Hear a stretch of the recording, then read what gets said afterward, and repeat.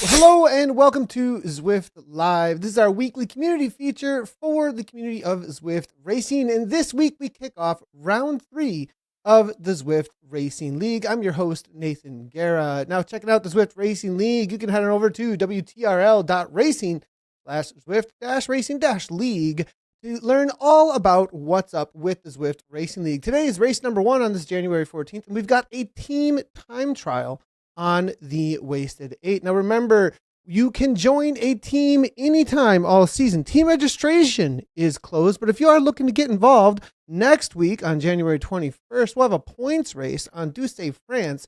Remember, head on over to WTRL.racing or check out their social media on their Facebook group for the Zwift Racing League. A lot of recruiting does take place, so it's a great place to jump in and get involved if you want to join a team for the rest of this season into this round number 3. Well, joining me as usual, I've got our co-host, Mr. Dave Toll. Dave, we're back in Zwift Racing round number 3. We've got 6 races ahead of us for this round number 3 for the rest of this season. I'm pretty excited about this. I'm going to be racing. We've got some top talent here racing right now for us in this European edition. Yeah, you found a really strong group, no doubt about it. I'm ready to get stuck in.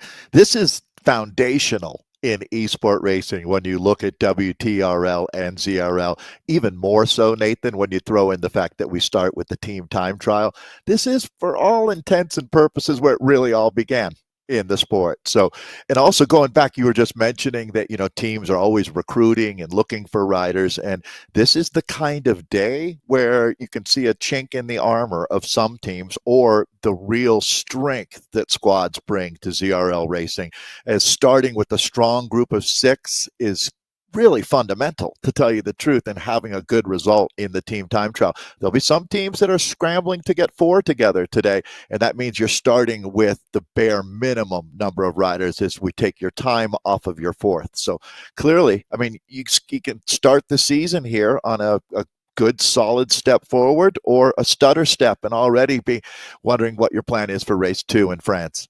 Yeah, as we get stuck into racing a little bit more, maybe we'll chat a little bit of a history lesson on where this all came from, because that is a reality you're bringing up there, Dave, that Zwift Racing, when it comes to team organization and the narrative of teams, really kicked off in its entirety with bringing in the largest weekly event with WTRL in some sort of a team sport that we've ever maybe seen in a lot of ways in the world, perhaps, but at least in the virtual space for sure.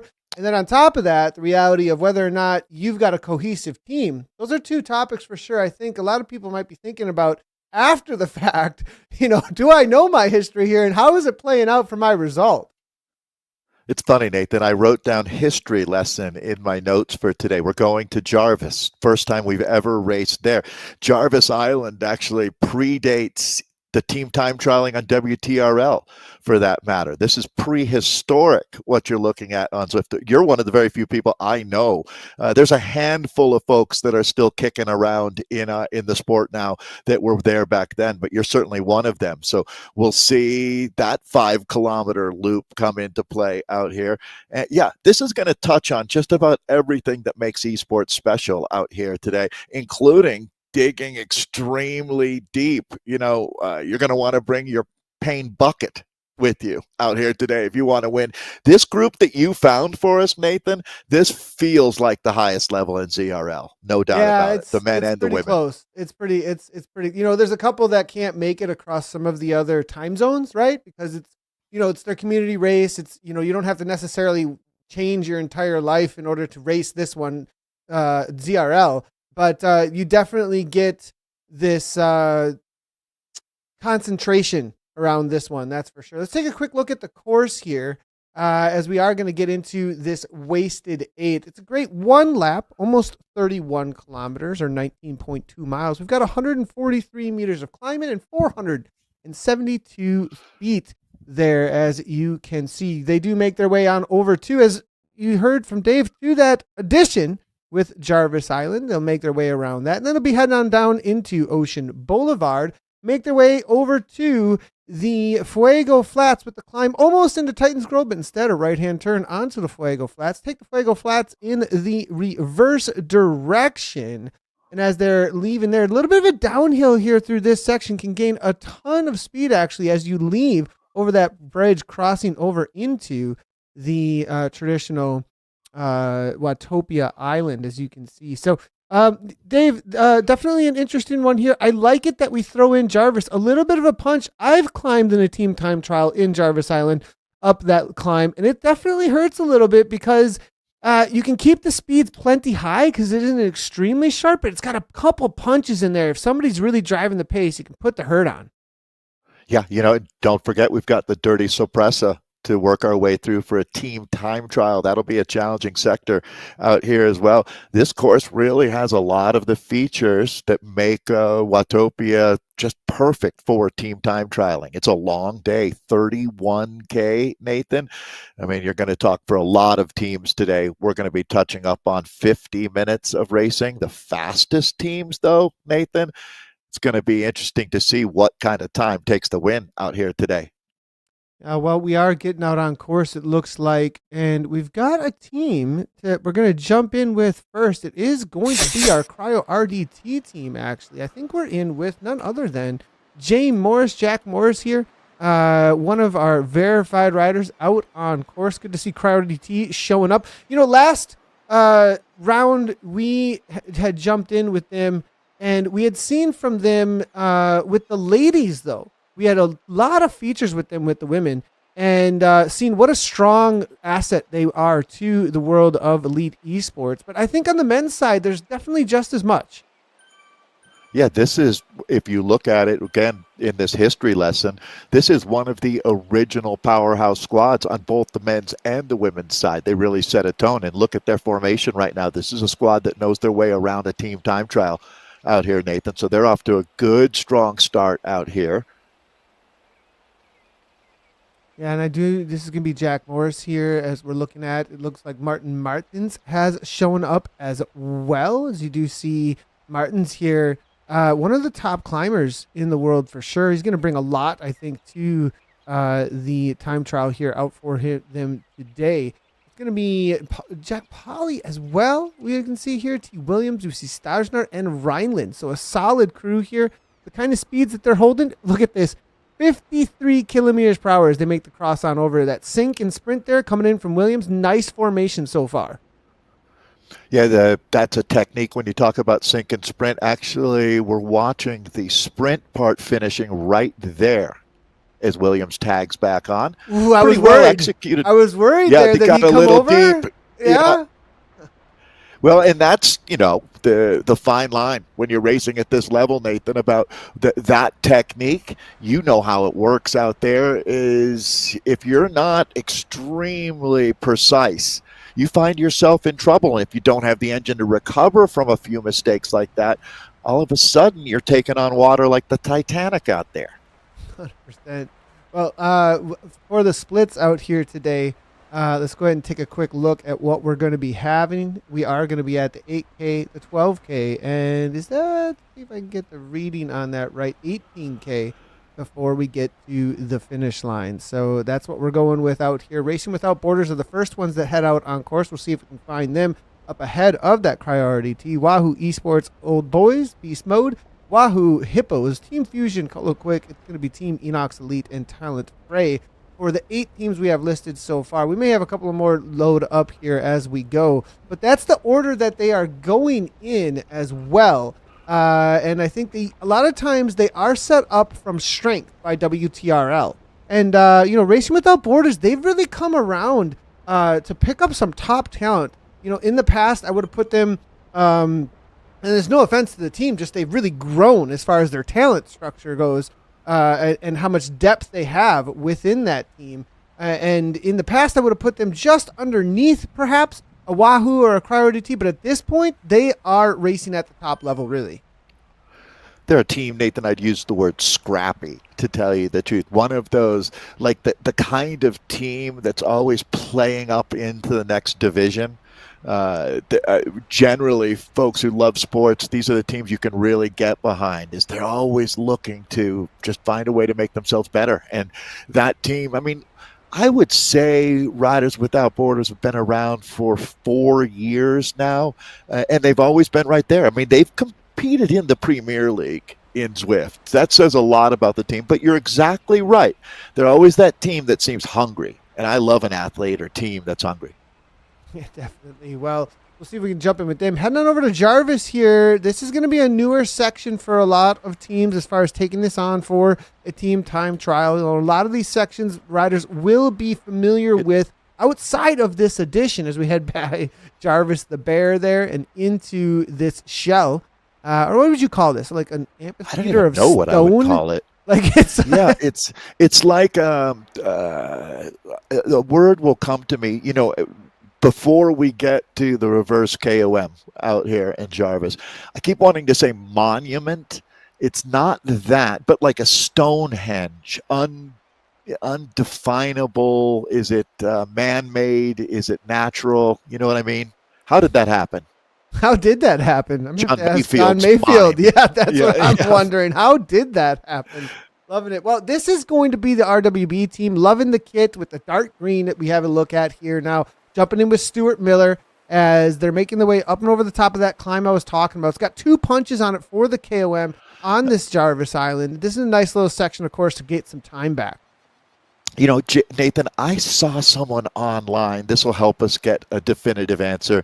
Is you know how I am with last names, right? Or any name. It doesn't have to be your last name, but trying to get it right makes a difference. And somewhere, I don't know if it was honest critique or someone just playing around saying that it's not Jonathan Orr, that it's Jonathan Ori, which sounds very possible. No, I think that's probably right. I think, it probably got us on that one.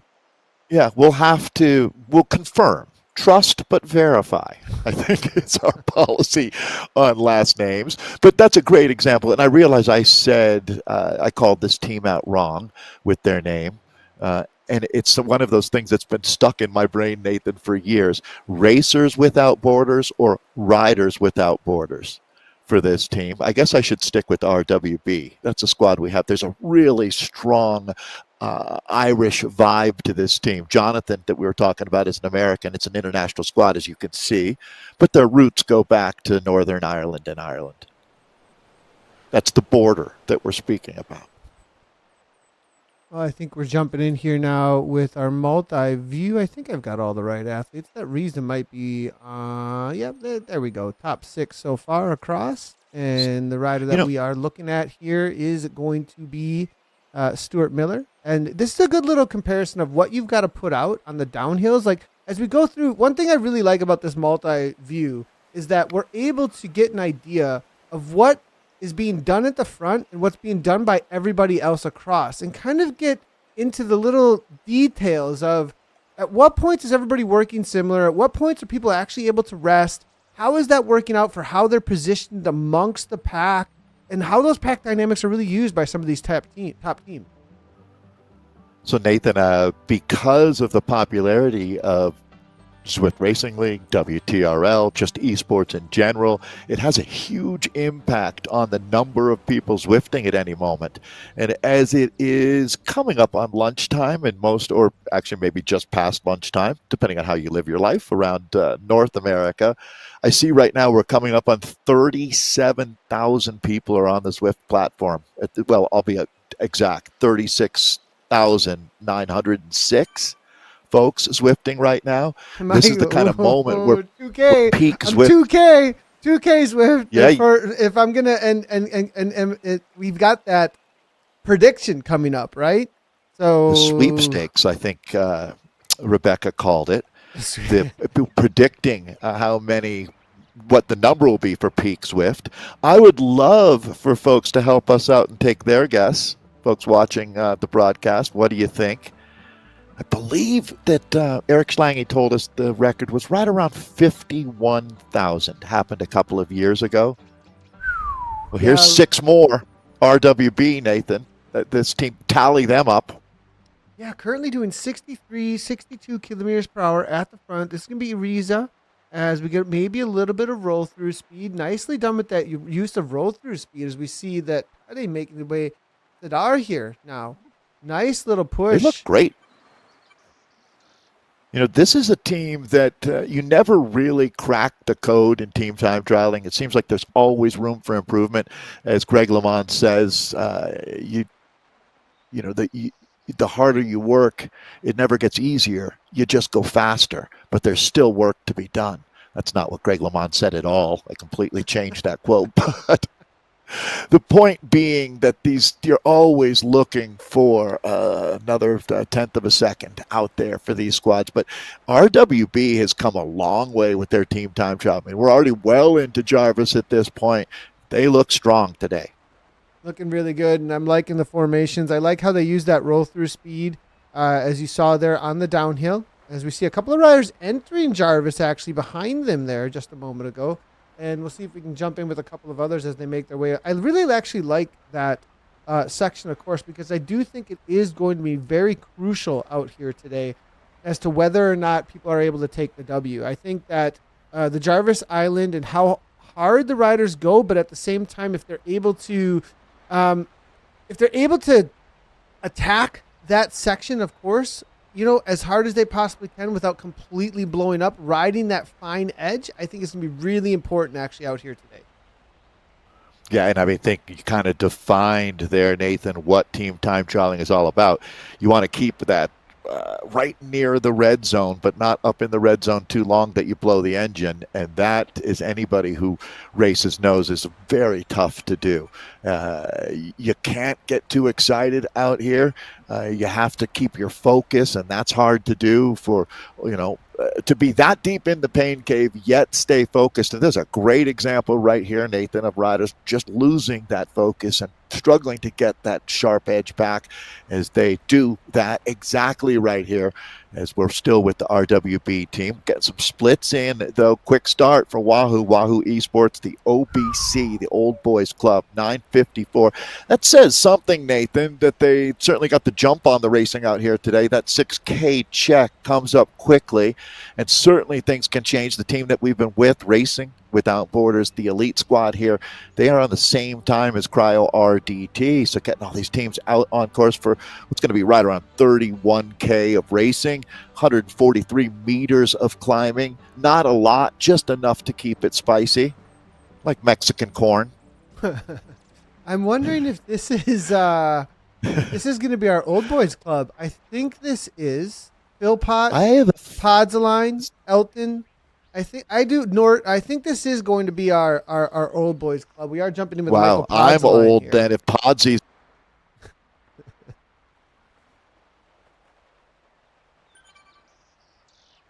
As I think for a second here, we may have lost Dave for just a sec, and we'll get him back in just a moment. As Michael Podsaline, it looks like, as well as Severa. It's going to be Stuart Way. McLaughlin is in here as well as Otten, and it looks like Phil Pot. Nice 9:54, battling 10 seconds ahead of Beast Mode. Still waiting for the Hippos to come through from Wahoo Esports. They'll most likely be in another kit, actually, maybe in the traditional Wahoo kit that we see as of recently when they did get that update. Team Fusion, Holo Quick still coming through, and Team Enox is followed by Talentfrei, still out on course with 26.1K to go. And with the time splits coming in, Wahoo definitely showing that they, being one of the most experienced teams, definitely out there, one of the most old school teams as well. It's going to be interesting with them having a battle, I think, between each other a little bit, because both those teams have the experience. I think I'm seeing a Ben Meir, is that right? You are. With that other Wahoo Hippos, unless he's in with this crew. I don't think he is. So that's a That's a pretty big pickup, actually. Mears got a solid time trial on him. Yeah, absolutely, Nathan. Good catch there. So Wahoo, again, as you're noticing, two different squads, the Esport Hippos and Old Boys Club, and we'll do our best to sort out who's who and what's what there. So this is Elton that we're looking at, Luke Elton. It's a little confusing, isn't it, with the two teams if you're on Zwift Power. Anyways, there's no differentiator there. Yeah, looking here now. This is a pickup here, the Italian Severa. Interesting that he's riding. Maybe, is he a guest rider? Is Severa riding here for Wahoo now at this point? That's a pretty big pickup if he is. I'm getting, and I don't think, though, that's the case. Auto updating for me. Thank you very much. And there we go. Now we're jumping in with Severa. 5.6 coming from him to get back on terms. As we can see Podsline and McLaughlin now. McLaughlin up toward the front, taking a solid pull. 7 watts per kilogram. 7.6 here coming in from Ewan right now. So interesting. Severa's listing his team as Castelli Elite, but he's racing with Wahoo. Is this the Hippos that he's in with? I believe this is our Old Boys. This is going to be the Old Boys. This is the Old Boys Club. All right. Yeah. It's going to be the Old Boys. And as we get stuck in with them. Nicolo Severa, we're talking about, right? Yes, there we are. So we'll get that Team Castelli Elite updated to the Old Boys Club here. Dirty Sorpresa.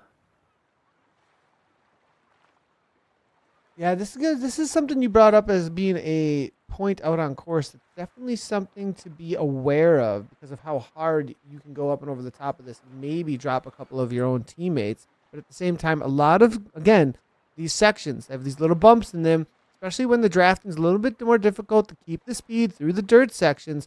A lot can be gained if everybody can match each other.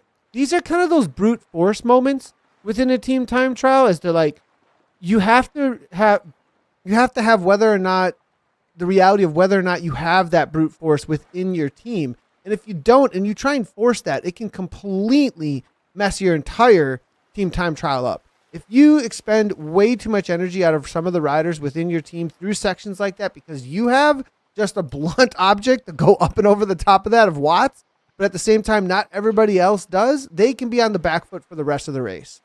I think you just defined, Nathan, really the challenge of team time trialing is just because you can doesn't mean that you do. If the other riders on your team are in a tough moment, then you're actually counterproductive by making in a big time way on both fronts too, emotionally, psychologically, and physically out there. So that's a big part of being a strong team leader is understanding how to get the most out of everybody without discouraging them. Looks like Severa here heading toward the front for his pole. Nice timing here to pick him up. 6.7 watts per kilogram coming from him, bumping it up to 43 kilometers per hour. You can see at the back there, Philpott, I think, was just getting done. Look at the difference in speed for just a moment that we saw there. We saw 39 kilometers per hour versus 49 kilometers per hour for just a moment there as Severa took his pole. That rider at the back has to really speed things up in order to get back on turns, but then once they're in that draft, go ahead and bring the watts right on down and rest up. You see Pod's line all the way down to 2.8. And, 6.6 and 2.8, that's a huge difference in energy expenditure, which really shows you the in-game dynamics of how crucial it is to learn how not to constantly be colliding with those other avatars, constantly be fighting with those other avatars, but instead trusting the wheel that is in front of you. Yeah, when you talk about sink and swim, Nathan, I think really a big part of that is clearly defined what you're doing. You're either pulling on the front or you're moving off of the front. And if you kind of hesitate and get the avatars battling each other out there, you're wasting precious seconds. They've lost one rider now, and this is a moment where you don't need to think. You just carry on. If the pace is unable to be held at this level. I think Podsy had a dropout because he's throwing 9 watts per kilogram right now. Yeah, so this is an interesting scenario. A little bit of this isn't a biomechanical. This was an actual mechanical. Podzaline, one of the strongest riders on this team. So maybe they do wait. I'm going to go back, take that back, as this wasn't a rider who got dropped because of ability. This was a problem, and he is going to come back into the team as they do themselves a big favor with this much racing ahead of themselves. No doubt waiting for Michael was the right move. Good job. How do here. they adjust Really here? How good do job. they adjust is going to be interesting because the amount of speed he's carrying into them. When you do wait up a little bit, a lot of times what you want to do is set a steady tempo. Like for me in an A category race, it's about set a 5 to 6, not the 7, not the usual 7 on the front. They adjusted to that well. He came right on through, carried some speed. Whether or not they've got a good speed, they're doing 50 still. That was really well done. I thought maybe they weren't going to actually keep enough speed in through that section, but they were still doing a solid 48 to 50 kilometers per hour. Well done with the. They'll lose a couple seconds there, but they had a little buffer to work with. Yeah, they didn't get into that massive pendulum swing of going too slow and then too fast, and that's where you really lose your rhythm out there. That's an exceptional job of feathering it up in the team, waiting for Podzaline to come back. They had to recognize that he was going to come back. Once you go into a technical issue like that, you're not sure that 5 seconds from now he's going to be back. But once they confirmed that he was trying to rejoin the team, it was perfectly executed by the squad. So this is the old boys club. We'll remember that they're the Wahoo team in black out here today, back together as 6. That was certainly not a catastrophe. It was just a blip on the radar of a big ride out here today. Excellent job by them. Now, they had that fastest time by, let's call it 8 seconds, I would say, at that first check at 6K. And looks like old boys club. Yeah, we'll call it 9 seconds there as they still hold on to that fastest time. Some of the teams like Cryo and RWB have already gone through the 12K check. So they're already nearly to the middle part of the course. There's the fast time. So you can see, Nathan, that they're actually increasing their advantage on the top teams. I guess Wahoo Esports Hippos, the team that will be watching the closest here at 12K.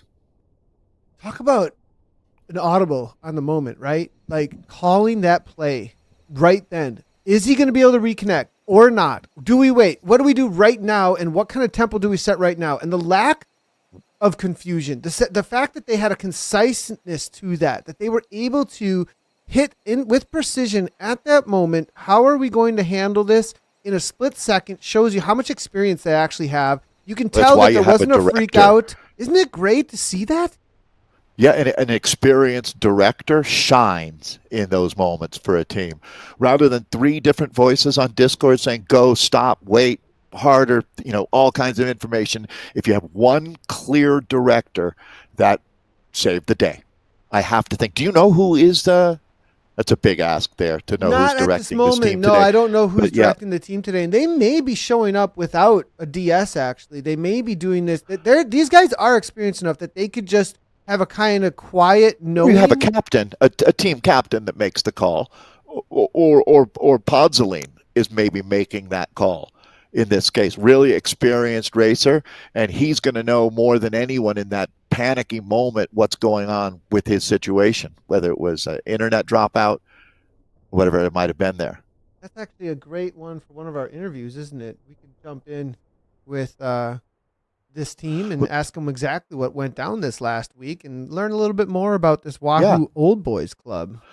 So, I mean, it definitely, it would be interesting to find out exactly what happened there and how these teams operate. But I truly think that what you saw there too, and this goes back to WTRL and Thursdays, Nathan, where these experiences, boy, do they seem to go better once you've been through it before. Repetition is the mother of learning. And when you, what's happening here, we're going to see a team overtaking now. It's pretty early for this. Yeah, but Talentfrei, they were put behind Enox, and Talentfrei is one of the, if they've brought if they've brought their squad, if they brought their squad, they are a monster team to have to go up against here, and they are flying, it looks like, overtaking Enox at this point. So today, Nathan, they've lined up Bastian von Hain, Ben Soya, Christian Grupp, Nico Peller, Pascal Serchot, he's the Swiss rider on the team, and Patrick Weisinger, Austrian. Boy, it's Nathan, how long has it been since we've had a contentious conversation about a team time trial pass? It feels like 3 or 4 years. Yeah, this is an interesting one. Can they get through them? I mean, we might see some in-game chatter here because sometimes you get the I'd say this is on the up and up, actually.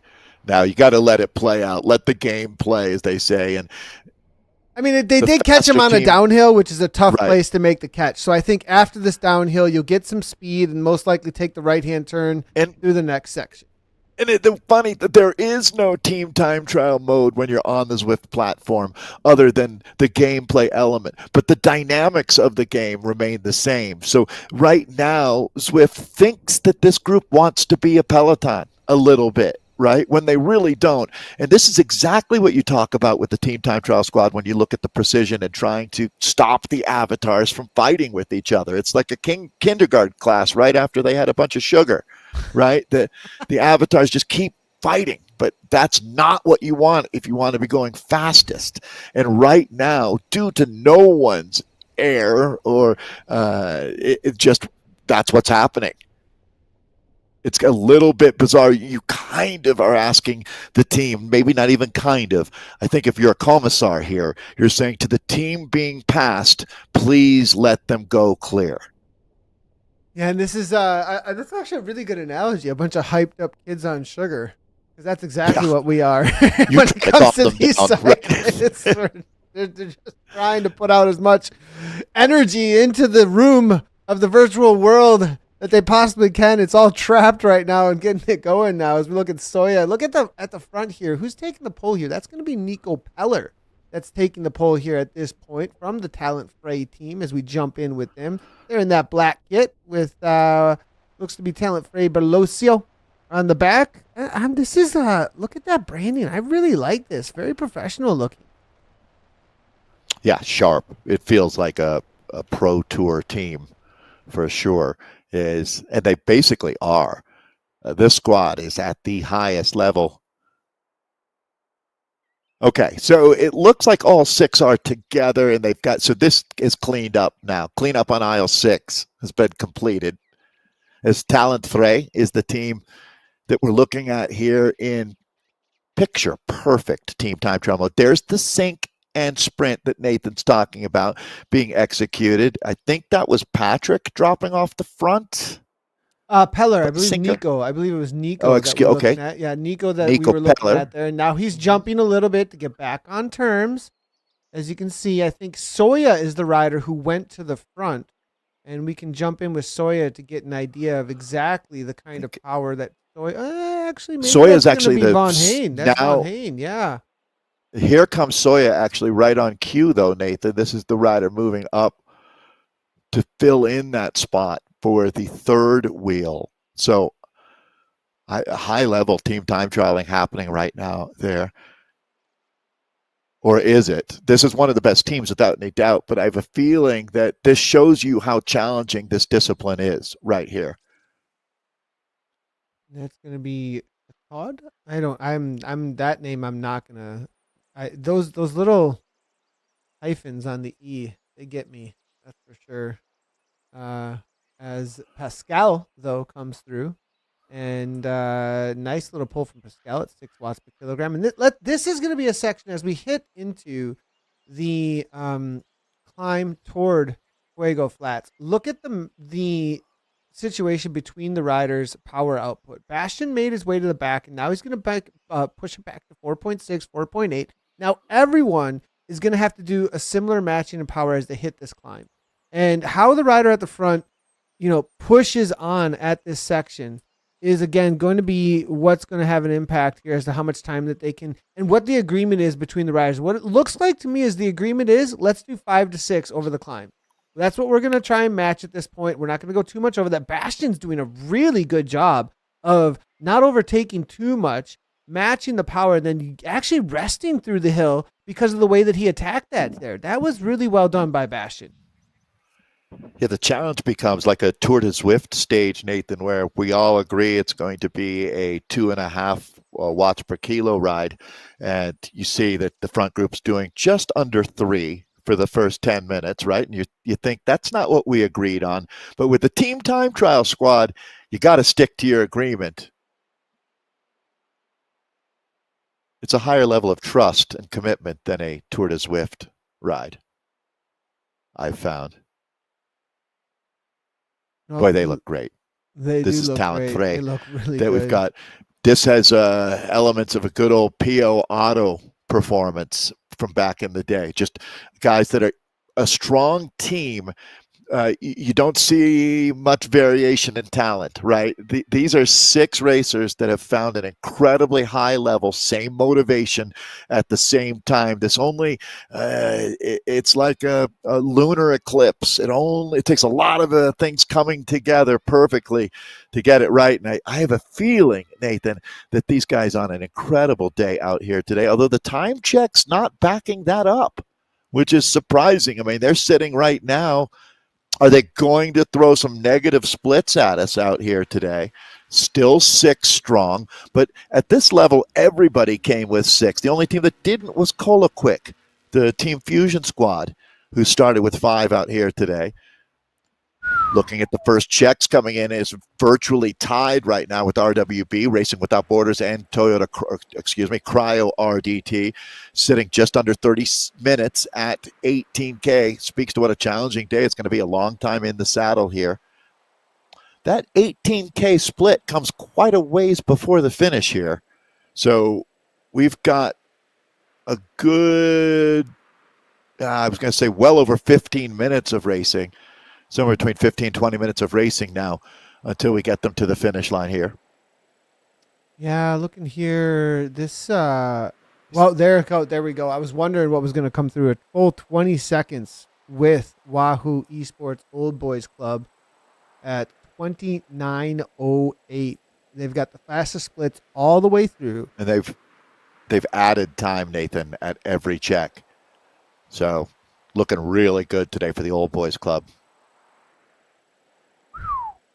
Back in with RWB. They've completed so far almost the entirety of the race out here. They've got about 3 to 4K to go. With TTTs, everyone, it's a little bit more difficult for us to bring in the distance to go across as it's different for every single one of the teams. So they will be finishing over at the piers, though, in about, I'd say it's about 2K away, maybe a little more than that at this point. So they've got a little bit of a time to take on Cryo RDT.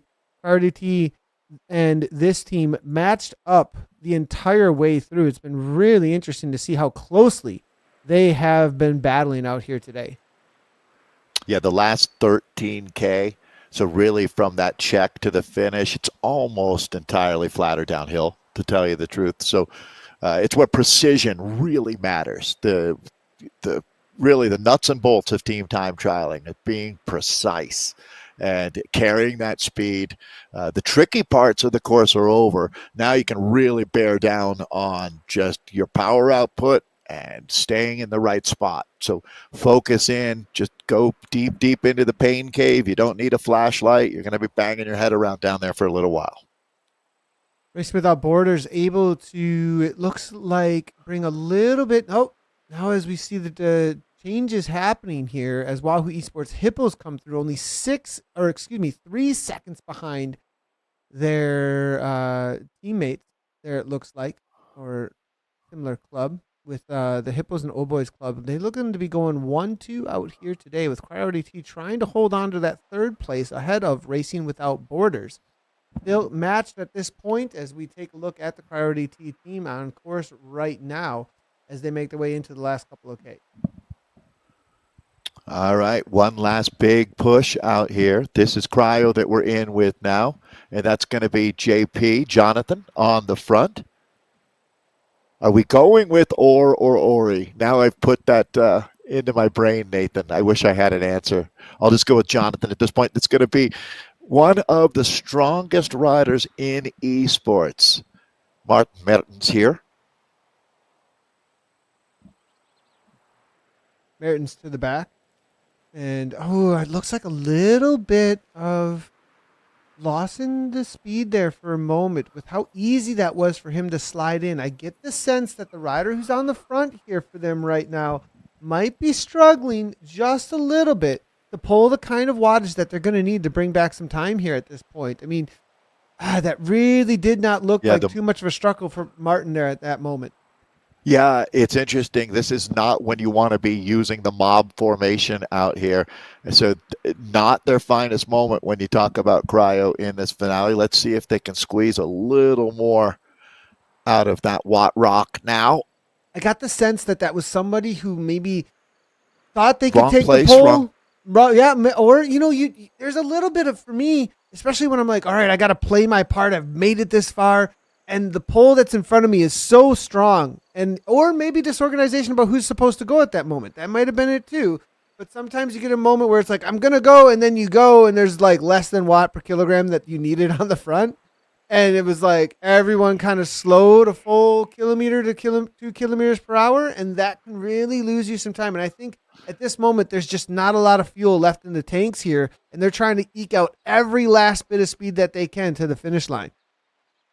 There's going to be a lot of teams, Nathan, that have made, even though the core of the team might remain the same, there's going to be some new riders. So for, I would say, most of these squads, this is probably the first time they've raced together as this exact unit in a team time trial, as we are at the start of season 3. Martin, this is Martin Mertens' second pole in 3 minutes. I think that there's a lot of cooked legs in this group, and Mertens is taking the bulk of the final poles now at this point. Just getting 30 seconds to a minute rest and then saying back to the front, back to the front, back to the front, because he's got the engine for it. And Nathan, how many times over the years have we talked about how does the strongest rider on a team operate? And this is the just absolutely perfect example of that. You double your poles, or even more than that for Mertens right now. It's not about him going faster, surging, and blowing the group up. It's about him spending more time on the front, being the pace setter for the squad, and now he's going to get some help as the New Zealander Jack Poley rolling through here. Cryo really pushing hard now to get a good first result here in the 6-race season that we're just kicking off. Yeah, and it's between them and RWB for that third place spot at this point, most likely. That's going to most likely be what they are battling it out for, as you can see here. Wahoo Esports, Oi Boys Clubs, and the Hippos, they're at the top, but it's going to be Cryo DT that we're looking at right now. And Racing Without Borders, they are going to be the third and fourth battle on course.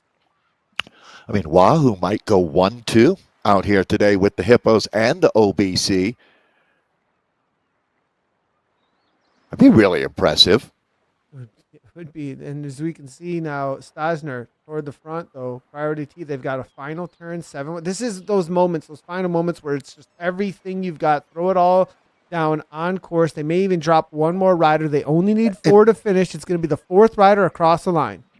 And you really can throw down with reckless abandon here now, because, Nathan, if you do drop a rider on your team, and it's all about that 4th rider, that's where your time comes from.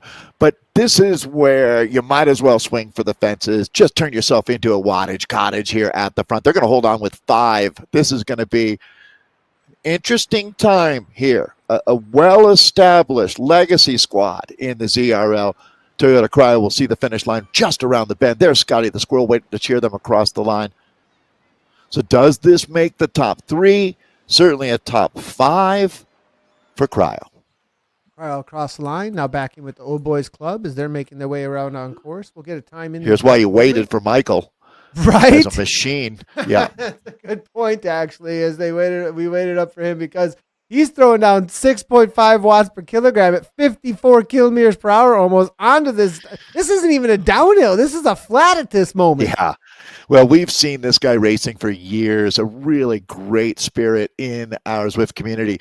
And Nathan, you got to underline that. You don't wait for Dave Tolles, but you do wait for Michael Podzoline, because he's going to be an impact racer for your team throughout the 31K that makes up today's team time trial. Great pull there by Podzoline. This might be the top team of the day today. Yeah, really well done. We'll see if they can hold on to it, but they do have the Hippos, whether or not And it's their own teammates actually from another team. But we'll see if they can hold on. They had a solid 4 to 5 seconds to wiggle. Remember how Rebecca was asking us for our Zwift wishes, Nathan? I think I have an idea I'd like to put into play. How about we have a bonus for the teams that finish 6 together, like a 10-second off bonus. If you have 5, you don't get it. But if you can get all 6 riders to the finish line, within, the team might have tiny splits, but we'll say as a group, we'll give maybe a window of a second there, that you get some kind of team time trial bonus. The 6-pack. The 6-pack, liking it. That's a great one. Do you think people are going to be outraged by that? What'll end up happening is that there's a term called min-maxing in gaming where you minimize or maximize at the very edges. And so you'll get people who make sure they've got the best possible freaking team that they can that's totally has parity across itself, and they'll always get the 10-second bonus. But there is the place where you have where it rewards some really cool teamwork to make sure everyone gets across the line too. That's a definite thing. It's kind of this how much advantage does it give to pure effort? I was watching as this is going to be OBC, Wahoo Old Boys Club, watching some 80s American stage racing where they were giving 30 seconds to the stage winner as a bonus, right? I mean, that's just an incredible amount of time. As we take a look they are going to finish 6 together. That could be the fastest time of the day for Wahoo Old Boys Club as they re-enter the world as they leave their pain cave behind. Wow, there's a lot of people racing. They kicked in huge at the end there. Hugely at the end. We'll see if we can jump back. We're going to see if we can jump back in with Rupp and a few others from that Talentfrei team as they're still out on course. As we were seeing pretty good numbers coming in from them for a top. One of the reasons I'm focusing on this team as well is definitely I think going to be in for the battle from what we're seeing from the results so far for that top 5 group or so. Right on the edge is what I'm expecting from them. Yeah, this is, to be honest, it's very open racing when you look at this season starter with the team time trial. These teams are going to have a lot. Look at this, Nathan. 1 second separating the OBC from the Hippos. Boy, if you're going to be faster than a Hippo, you want it to be more than 1 second. You could get Hippo breath on your neck. As that is close. Wahoo Esports fastest time, we believe, well, I'll speak for myself. I believe that holds out here today. We'll see. 1 second quicker. 37:31 is the time for Cryo, as they'll hold on to that third spot by 6 seconds over RWB Racing Without Borders Elite. Very close, Nathan. That's a great sign for parity. If we're going to be stacking up our first 5 times here within 40 seconds of each other, we're in for a dandy of a season. Now we do have 3 more teams to finish out here at this point. Talentfrei at the front with 30.05 right now. 2.2K to go on our section here. Now, they're not going to be quicker than Wahoo today. No, definitely not. That is not happening. There's no way. Don't want to build any false hope. No, not at all. Not at all. Now, the Fusion team, we didn't jump in with them a whole lot now, but call it quick. Anders Bang, Email Tudor, I definitely want to shout them out. Lucas Thompson, Thomas Miller, and Torben Oxen. That's also a pretty top team that's out here. But I have a feeling for that team that they're gonna be hunting the points. There are different courses for racers out here for sure. I would bet dollars to donuts or dollars to croissants that Oxen wins outright at least one of the races that we have in this season. We've seen him with some fantastic finishes through the last year. Yeah, and that's where this race of truth idea, what's the truth across all the formats, right? That's what you're looking for, because you do get this pure power output between the riders and their tactics and how well they can use their energy throughout the entirety of the team. But then you get the standout situations with the points race as well, where the tactics are more about those kicks to the line. And then you've got scratch race situation that is going to be coming up. So definitely a lot more opportunity for these teams to mix it up. And I think with the level of talent that is in this specific division, I think we're going to see a lot of mix-ups going on. Yeah, I mean, this format's been fantastic, and we're talking about years of refining it to the point where it's 2 team time trials, 2 points races, and 2 scratch races with all the bells and whistles that come along with great ZRL racing, FTS and FAL. All of that comes into play. You don't dig deeper than these guys are right now, Nathan, at a few hundred meters to the finish line. You just want to post that time and end the pain.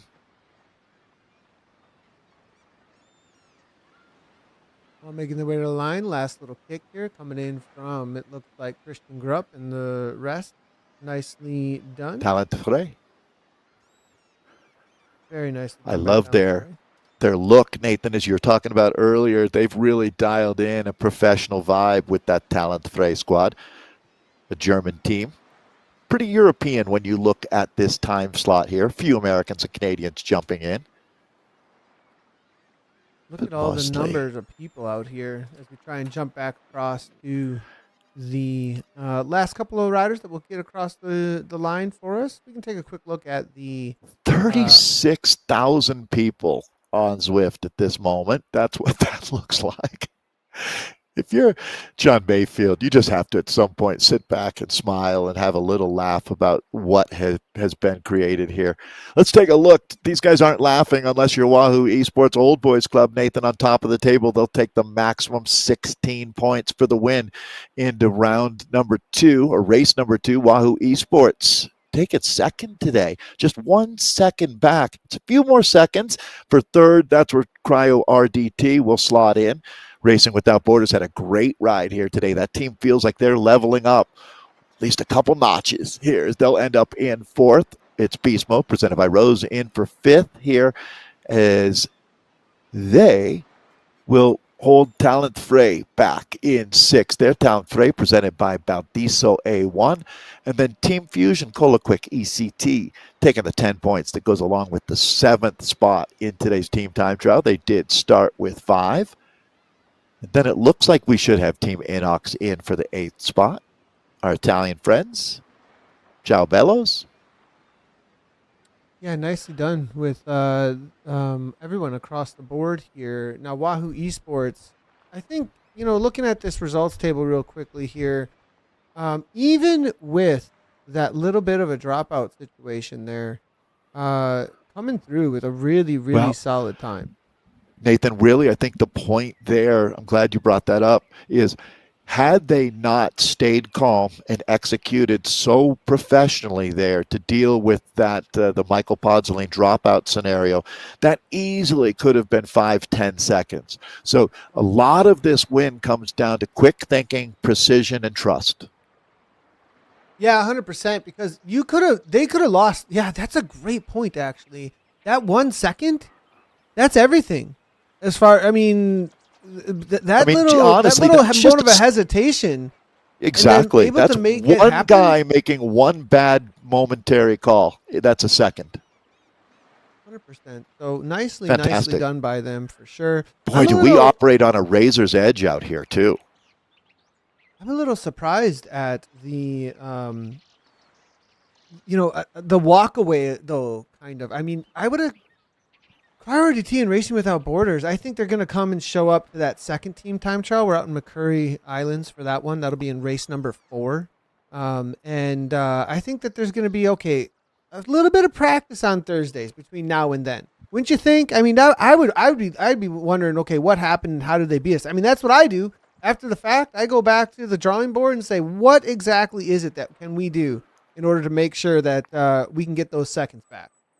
I think this is how you define champions in esports from competitors in esports, Nathan, is the champions will be showing up on Thursdays with their squads and try to refine their techniques out here. And that's what it takes, to be honest. And I'm glad it's that way, is you can't just show up fit and do your best and expect that to be enough. You've got to recon these courses. You've got to prepare in order to find real success out here. And what this means to some of these athletes, this is their top priority. And they will absolutely be doing what you're talking about.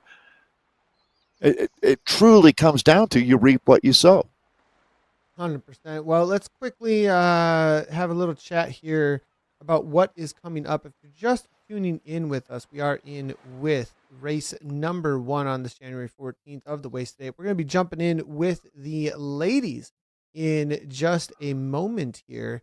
And as we do, we actually have, Dave, one of the top athletes in the world of esports is going to be, well, a lot of the top women athletes actually going to be in here with us for this race. None other than, it looks like Ariel Varharin is going to be warming up. And this is one of the things I wanted to jump in with, for those who are maybe new to this world or just jumping into this world of esports and wondering, how do you go about getting ready for a team time trial?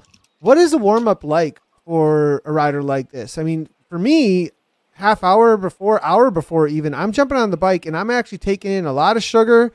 Not a lot, but I mean a gel, maybe even 2 in that hour. And I'm getting the legs pretty pumped up with a lot of blood pumping through there before we kick off, because the start of these races for a team time trial, it's not just a slow rollout. You're sprinting from the gun essentially to get that speed up and going.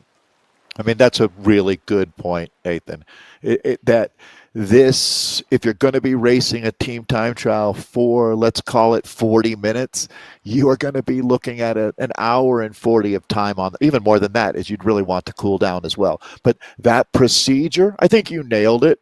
I might even add a little more time than that. Of course, a lot of these folks are part of what makes esports so popular is the time-crunched athlete can squeeze this in. And, I guess the counterpoint to that, Nathan, is how tough it is for those athletes that maybe are just wrapping up a Zoom call at work over some heavy-duty legal issue that the corporation is facing, but you're committed to racing and you're in that 10 minutes to warm up. My heart goes out to you. Well, Arya Varharin and this Aeonian team, I do think that this is going to, again, be the team to beat. We saw it last season.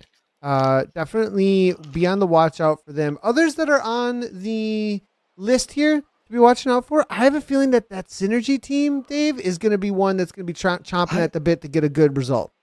Yeah, I agree, and I race like a girl as well today. There's some really experienced, talented triathletes and esport racers on that team. The Meredith Kesslers, Amanda Vendorf, Carly Johan, Colleen Baker, and I am excited for their chances. I mean, look, Aeonian comes in as the odds-on favorites, but that's part of the challenge that's so exciting is the victory is so much sweeter with the quality of competition like we have in this women's race here, Nathan. It means so much more to win when you're knocking off the reigning champs. Well, another rider, speaking of reigning champs, I mean... look at Cryo, too. Look at this rider right here who's warming up out on the Jarvis Island that they're going to be taking on, actually, I think. It's been a minute. Moment. Zoe Langham, back at it with esports here. Good to see her back and be on the watch out. At least a year. Zoe's story has been really, really compelling. She's a fantastic person. She works in, I believe she's a nurse, but works in the medical field and has been through some real challenges for her and her partner on and off the bike. And I would say, Nathan, that she was in a group that you'd call the best in class a couple of years ago. When Zoe was racing, she was always a contender, great spirit. But it's been at least a year for me seeing her in an esports competition. So a very, very nice to see you back, Zoe. Yeah, it's going to be exciting to see her today jumping in with that Wahoo Esports team. And I am also look, Wahoo Esports, is this the return of the ladies squad? Because Dave, this isn't the only one that's showing up today that's got some of the best palmares that are out there. As long as I saw Lizzie Brooke perhaps signed up, but now as we jump back into the pens, this is Illy Gardner that we're looking at right here. So Illy Gardner, I'm seeing Laura Simnick is also in here. I feel like I'm traveling back in time now. This is a serious squad that showed up. Yeah, and Lizzie is here. I wasn't sure if she had shown up on the. So Lizzie Brooke is here, Illy Gardner, Laura Semnick. We're seeing also Carrie Stewart's on this. Zoe Langham. It's like the Spice got Girls their... getting back together. Or something. Like, I mean, that's crazy. This is going to be a good race out here today, Dave. I mean, I don't mean to hype it up too much, but the reality that we have Aeonian versus this squad, Yeah. this is going to be fun. So, yeah, for those that are newer to our broadcasts, a few of these names, if you went back 3 or 4 years ago, these were your consistent podium contenders.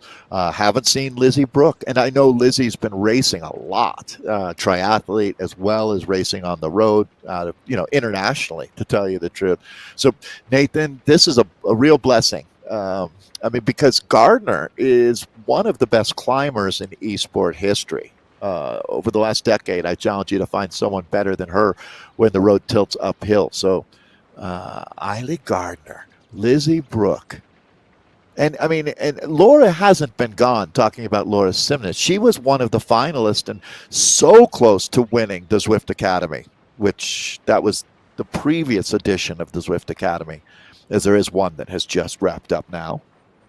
Well, I'm going to jump around a little bit here because we also have people who are extremely experienced in the reality of Team Time Trial. And we're about to take off here. And this is going to be Laura Meyer coming in on this. It looks like she's jumping in. Is this a BL13 that she's going to be riding for? Because it looks like Joanne Ernst here. Usually Crush Pod, but she looks like she's jumping on to BL13 to ride with them. That's a great pickup from BL13.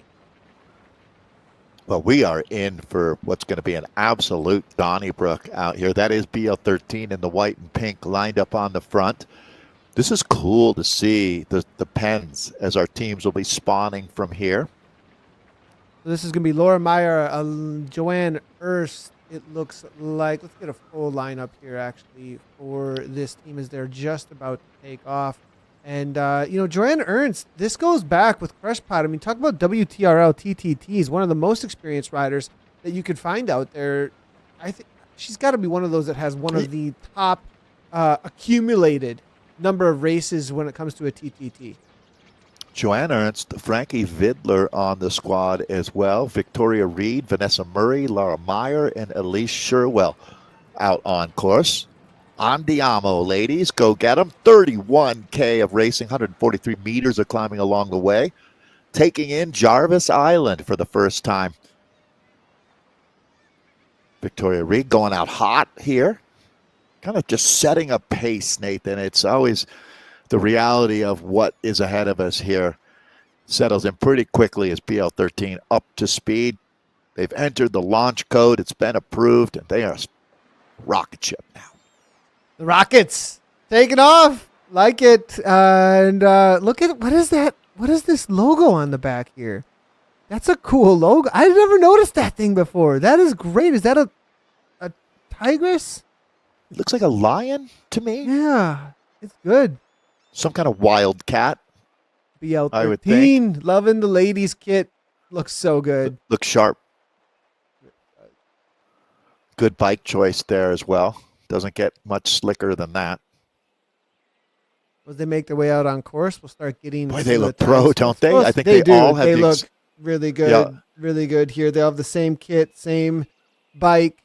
Little accents. Who's on the back here with the gray braids, though? That's what I want to know. I like that. I like that little... Is that going to be... I'm guessing that's going to be Ernst. It is. Nicely braids. Done. I like this look here. This is great coming in from Joanne. She's great. Yeah, Crush Pod is not the team, but she's raced with, and actually I believe is one of the organizers on Crush Pod. So good to see this, a bit of a micro merger between BL13 and the Crush Pod ladies. Our splits will be coming in similar to what we saw on the men's race. So as we do get those updates, we will bring them in as quickly as we possibly can. We'll get a start list up for you here in just a second when it comes to the teams. As I do believe we've got it right here. And it's going to be BL13 Rocket, Aeonian Aces, Synergy Shreds, Cryo RDT, Roca Cobra Collective A, World Bicycle Relief, not a name I've seen amongst the racing for a while. That's cool to see. They've got 4 racers for the start line, though. And Wahoo Esports Vitesse. Saying only 4, I think we've got more than that. So maybe that's just a load-in, not loaded in quite yet. But we'll have to double check on that as far as, the registrations might not have updated as quickly on the back end just yet. So we'll see if we do get an update with that. Because Wahoo Esports with only 4, they might struggle a little bit up against the Aeonian Aces that have the kind of firepower that's brought in with the likes of Ariel Verharn. And I thought I saw Daniel Estrate in there as well. I'm curious how you did see Daniela Estrate, the Romanian Express. Nathan, I'm curious how BL13 got the top seed here over the Aeonian Aces today. I would have thought they would have been. Was it a time trial thing from last time? Yeah, that's a good question. No.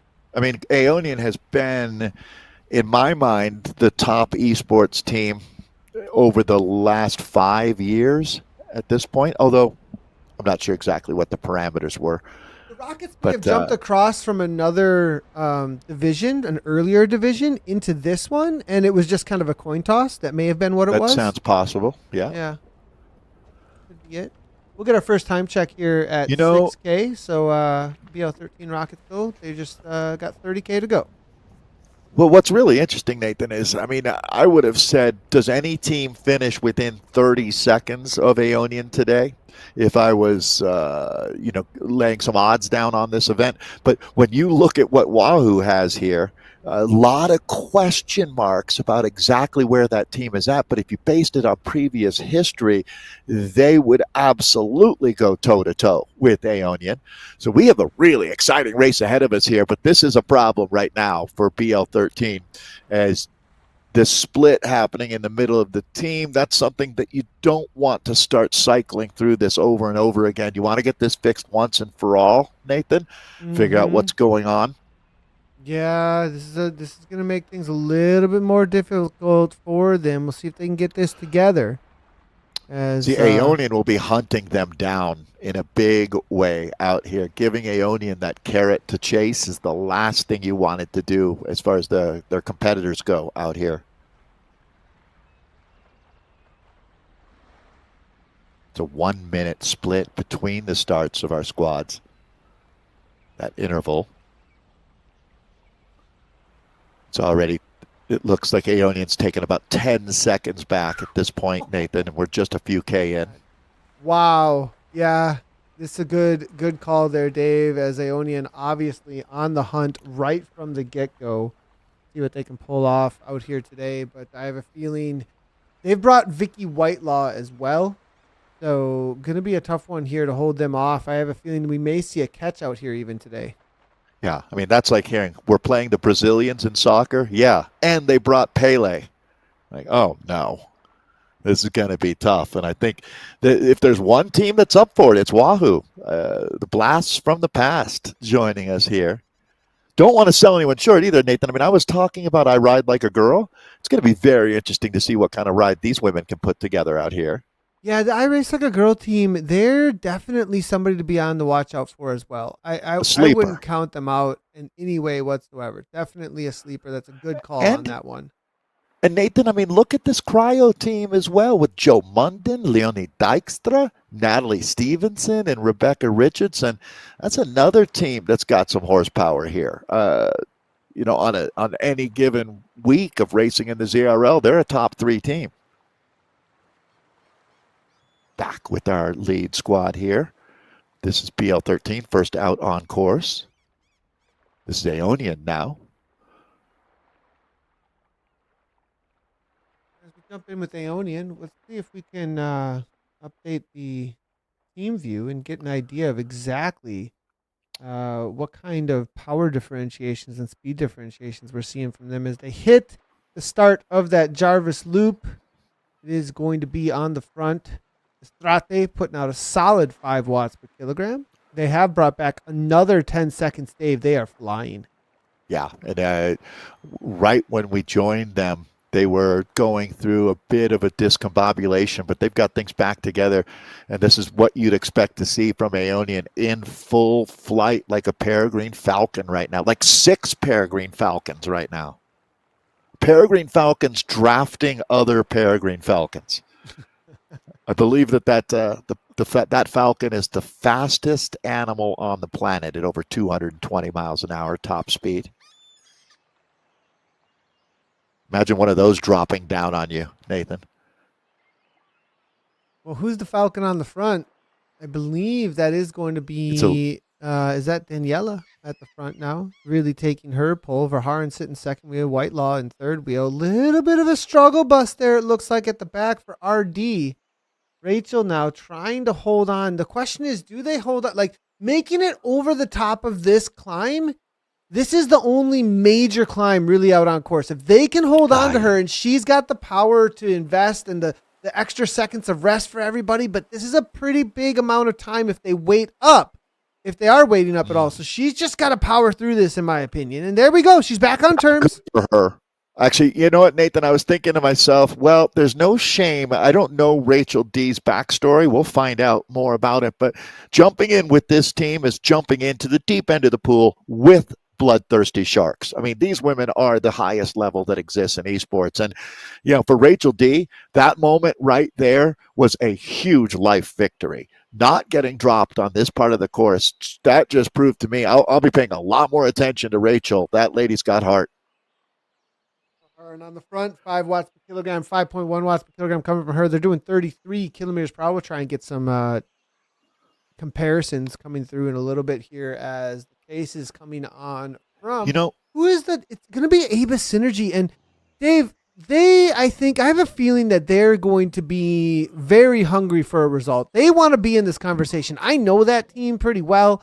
We've had interviews with them, and I think that this Aba Synergy team is one to watch out for a good result out here today. Eleanor Dixon, Jackie Gilbert, Karen Baines, and Lucy Doyle and company on that Synergy squad. I mean, to give some perspective there, Nathan, you were just with Rachel, and she was at 5.1 watts per kilo. I did an interview with Ashton Lambie yesterday where he talked about the fact that, yeah, a big part of his success was his low CDA, how aerodynamic he was. But that's the kind of power that a guy who's been a world champion in the pursuit, world record holder, that's the kind of sustained power that he looks to set, to give you a feel for how high of a level these women are racing at. I mean, 5 watts per kilo doesn't even keep you in the team. That's incredible. It really is. Well, let's take a look and see what these teams are doing so far as Aba Synergy are coming over the top. We don't quite have a split just as of yet. 24.1 kilometers to go for the BL13 Rockets. The Aeonian Aces out on course. Synergy Shred, as we're taking a look at them, they're 25.5K to go. They may be closing some time down, though. Are they? Now, oh, no. Uh-oh. This is danger zone right here. Little bit too much excitement, it looks like here. 4 riders off the back. Christine Schneider and Rammert, they're strong. Good for them. But at this point, Dave, we've got all kinds of mayhem going on. Yeah, this is all hands on deck crisis mode right now. Is there's no scenario where your team should be chasing 2 teammates down, right? So if it's flipped and you've got the 4 with the 2 behind, that's one thing. But this is something that they're looking to fix. These 2 off the front here really need to wreck. Now, this is where it gets a little tricky here, is you want to rejoin, but you don't want to start having that yo-yo effect. So let's see how they manage what's a relatively complicated moment for a team time trial squad as they reabsorb here, recombobulate, and let's see them hopefully just get back in sync. I think they're going to be able to pull this off, and it's all going to come back together. But what kind of time was lost? And I think when you have riders that are as strong as Rammert and Schneider, able to push that kind of wattage, but it sometimes can come back to bite you later because of the energy that had to be used in order to bring things back together from the other riders.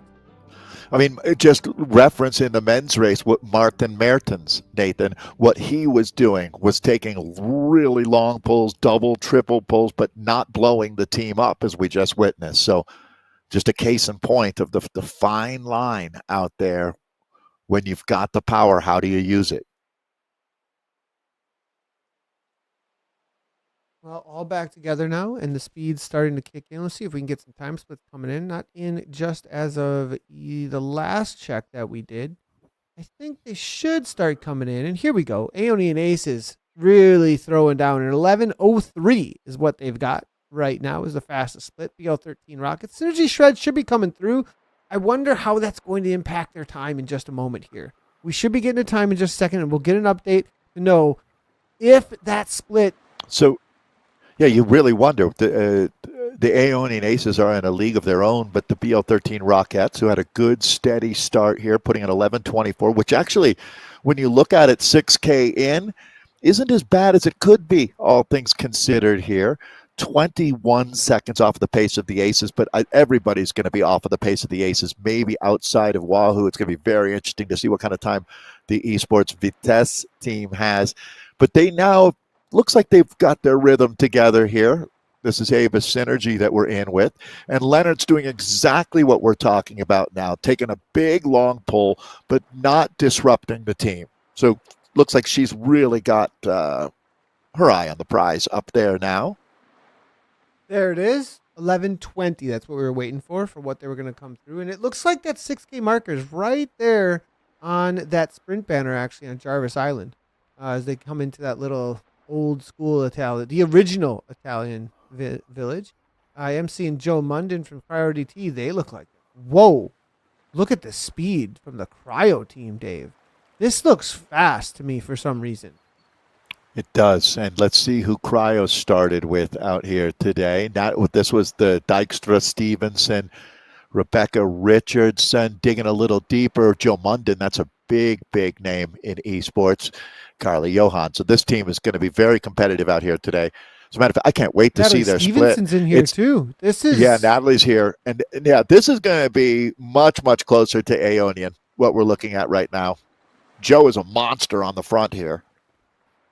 Yeah, and these are very experienced names, as well as names I think that want to put their stamp on the map in this final season or final round of the season here at this point. So these are the ladies. I think these ladies, Nathan, have every right to say enough about Aeonian. Let's see what we can do. Well, I get it. Yeah, they're tied up for third right now, but I mean Aeonian. What can you do? Now, the nice thing is that we have Wahoo all the way through this race, bringing up the, I don't want to speak out of turn. We got to see a time from them, right? We still got to see a time from them. I mean, it's fair to say Wahoo could win this outright. They could also finish 7th. I have no idea what to expect. I mean, the potential and based on reputation, these are some of the best on the planet. But we don't know what they've been doing the last few months. Here they are, getting a look. It feels so good to see these names back here. Eiley Gardner taking the first pull, taking this pull for the team right now. Good to see Lizzie Brooke back. Lizzie remains very, very active, racing, a multi-discipline talent. Laura Simnick is, Nathan, that's a true blue star out here. I mean, when you can go to the Zwift Academy and do what she did, that backs it up on so many different levels. Oh, is this one rider who we missed on the start list? Stewart. Oh man, I think getting dropped here at this point, they're gonna have to go carry on with 4. Bad sign though.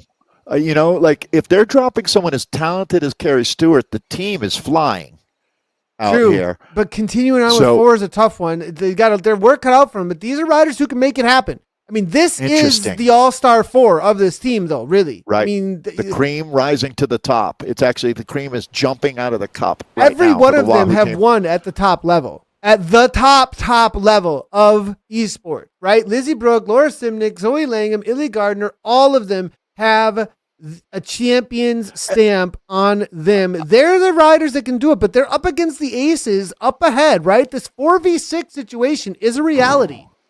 I tell you what, I mean, Nathan, if you want to look at your top 30 esports racers of all time, these four names all are viably in that list.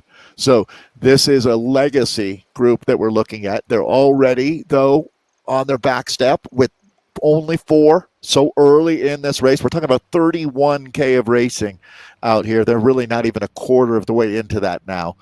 But if there was a group of four that could do it, it's these ladies.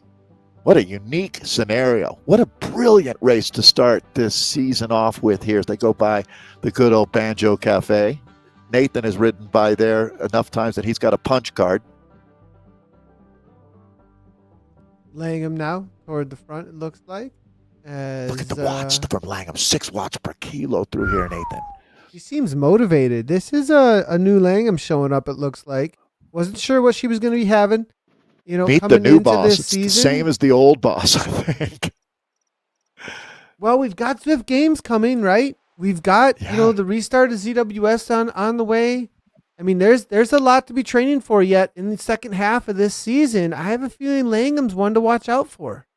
You know, it's a fascinating, while we have a moment, Nathan, I mean, Zoe is a time-crunched person. She's got a lot on her plate.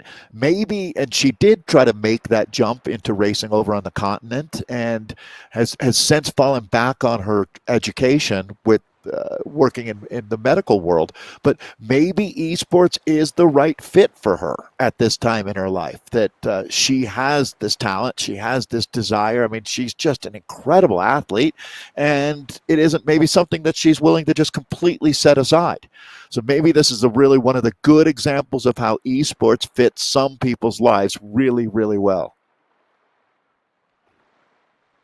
Interesting lineup here, the way that they're taking. I wonder what the DS situation is. They usually do have. I bet you this is self-directed, to tell you the truth. Maybe. Yeah, in this case, I realize that this is one of the best directed teams in the sport, but I have a feeling with these ladies, this is maybe ad hoc. Could be wrong. I'd love to be someone to give us that intel. Got to check the YouTube comments. Well, 4 up now at this point. Gardner taking her pole at the front, 6.2 watts per kilogram. Lizzie Brooks sitting in at about a 4.5. Langham for it. Looks like if you want to be in and amongst these ladies, it's about a 4 to 4.5 watts per kilogram to sit in, and 6+ at the front as Gardner takes them to be leaving the Jarvis Island, and probably the last time that we'll see Jarvis here for the broadcast out there today as they make their way on over toward the Dirty Suppressa and on to Ocean Boulevard as Lizzie Brooke takes over at the front. Very impressive to see Lizzie not only holding her own, but taking strong pulls here for the squad. All right, Nathan, I'm going to put you on the spot. I mean, can they beat a full Aeonian squad out here today? This is going to be really interesting. A dynamic that I don't think we've seen in ZRL. Well, what we have playing out today. We do have, we should have some splits here. This will give us the first idea. I didn't think that was going to happen. Oh my. I did not expect that at all. The motivation is obviously there. That's massive. Yeah, I mean, there's talent, there's motivation, and there's just fitness, right? And they just checked every box. Every box they checked. This is insanity right now. Wahoo Esports is 6 seconds quicker at the 6K check from the dominant powerhouse squad in esports, Aeonian Aces. And this is not a watered-down Aeonian team. It is on like Donkey Kong out here today. This is why team time trialing really is, I think, underappreciated at times, because you never know when you're going to get a moment like what we've got right now. Nathan, at 12K, if Wahoo is still quicker, that's when you start looking at will being down to 4 riders have an impact enough that Aeonian finds an advantage there, because there's always that saying, right? If you want to go fast, go alone. If you want to go far, go together. I realize this all falls somewhere in between that, but they've decided to go for the fast in this case by accepting that they're just going to have 4 riders. That's a big decision, not waiting to keep the 5. And this squad is in full flight right now. I honestly feel like we're turning back the clock to some of the greatest esports memories that we've had here in ZRL. This is Wahoo in full effect, and now it's time for Aeonian. They haven't been challenged like this, Nathan, for a couple of seasons. Yeah, that's true. Actually, it's been the Aeonian show time and time again. We've questioned who can take them down, who can make this happen.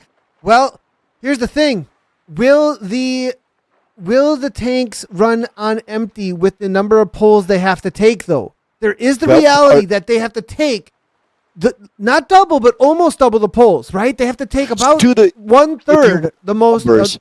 Go ahead, Dave. Right. I mean, divide 100 by 6 or divide 100 by 4. Right. And I mean, that when you're looking at the percentage of time that if everybody split the workload evenly that you're going to spend in the win. So it's a factor of, 15% more time in the wind, Nathan, more or less. That's a lot, but great athletes can overcome things like that. That is what defines champion status, is the ability to go longer, harder, deeper, stronger than your competition. And those women are up to that kind of thing. But boy, you can't sell Aeonian short. They've delivered time and time again. So don't be confused here as we look at these splits from 12K, because the Aeonian Aces, it's going to be a little while until we see Wahoo, as they were seeded as the final team to start. So it's going to be a while until we see them coming through that check. It'll be about 5 minutes or so until we've got that time to compare to what we've got from the Aeonian Aces. There's still other teams to be looking out for. Talked about I Race Like a Girl, Synergy, Roca Corba. As Nathan, this is going to be one of the more exciting team time trials in the history of the ZRL, is what we've got going on right now. Buckle up, everybody. Jumping in with Roca Corba that you just mentioned here. This is going to be Brittany Imlach that's leading them out right now as they head on over toward the dirt sections on this Ocean Boulevard and make their way toward the old school, the Jarvis tree that we called it. I called it the Jarvis tree that they're going to go through. Now that we have Jarvis Island and the Jarvis tree, we have to change up the naming because it causes some confusion. But be a right-hand turn toward the mountain, but they won't be going up the mountain. They'll take a left-hand after that to leave Ocean Boulevard and head toward Titans Grove. Now back toward the front as Imlach heads backwards. We are going to see a little bit of a takeover. It looks like coming in from, that can be Gem or Slevin toward the front there. I believe that's Slevin. This is Roca Corba that we're looking at. It makes sense. You see that South African flag flying. Ashley Mulliman-Pasio was the founder of this squad. It's good to see them still out here racing in full force. Going to be looking for these splits at 12K. I tell you, Nathan, if Wahoo is still quicker than Aeonian at that point, it really is going to be interesting. I mean, I even see some comments here talking about there's no way they can do it with 4, but then, or can they?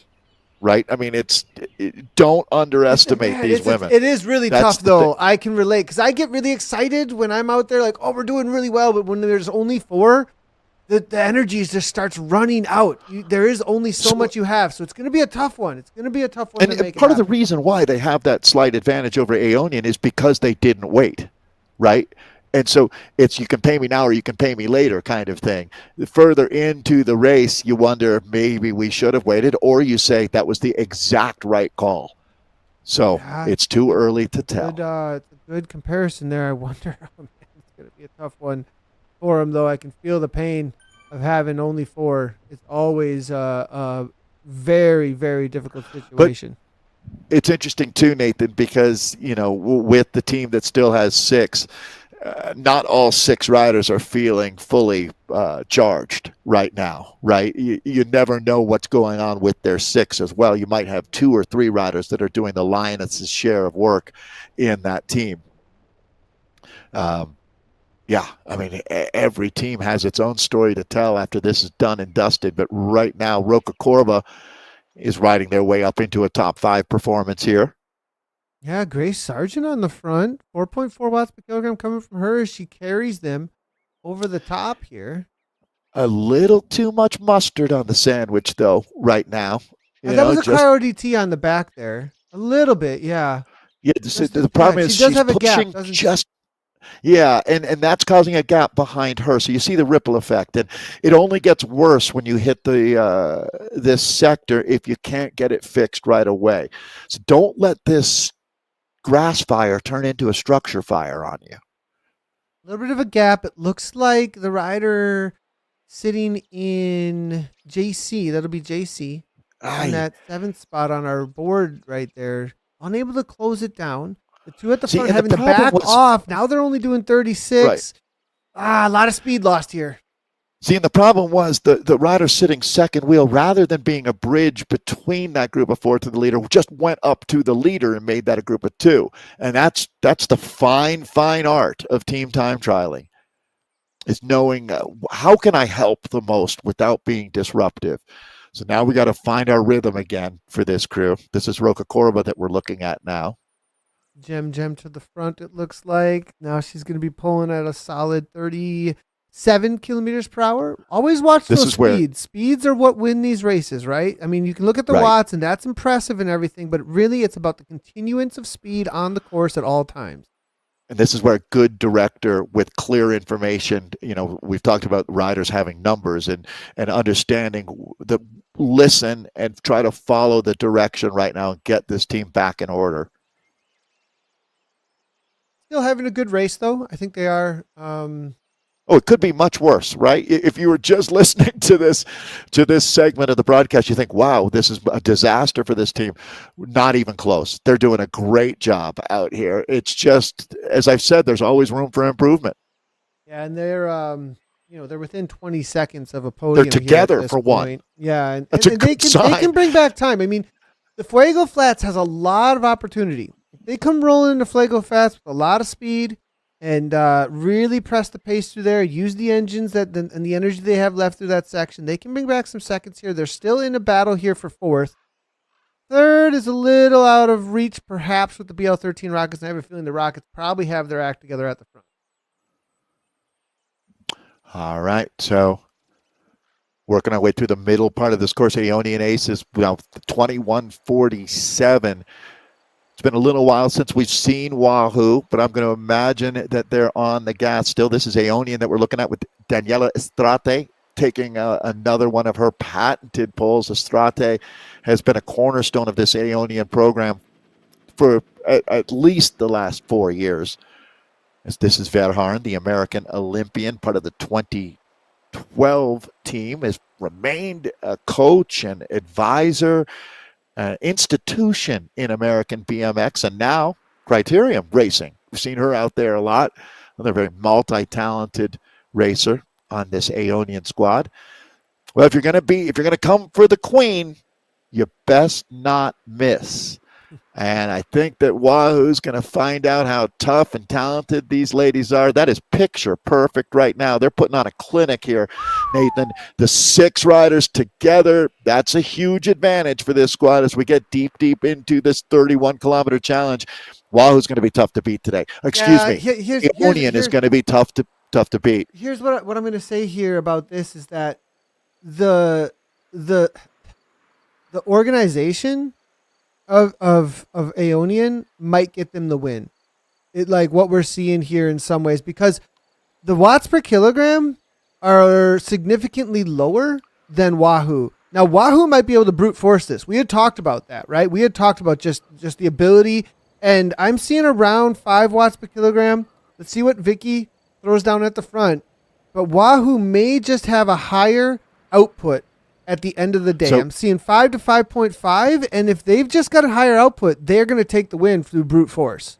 It's really a fascinating example of that. Will the precision and technique of Aeonian with a little bit less power be able to beat, and in no way would I say Wahoo is anything close to sloppy or unorganized, but you're right. I mean, Nathan, you put that perfectly. This is like watching brute force taking on precision.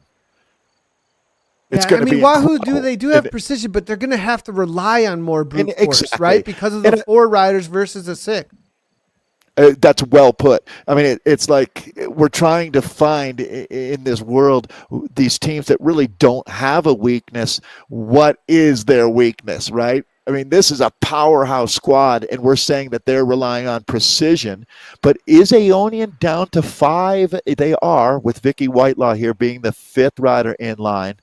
Yeah, RD just being left go as wasn't able to take anymore. So too now bad down to at 5. all. Now down to Rachel 5, can be though. happy. That changes things up a little bit, though, doesn't it, Dave?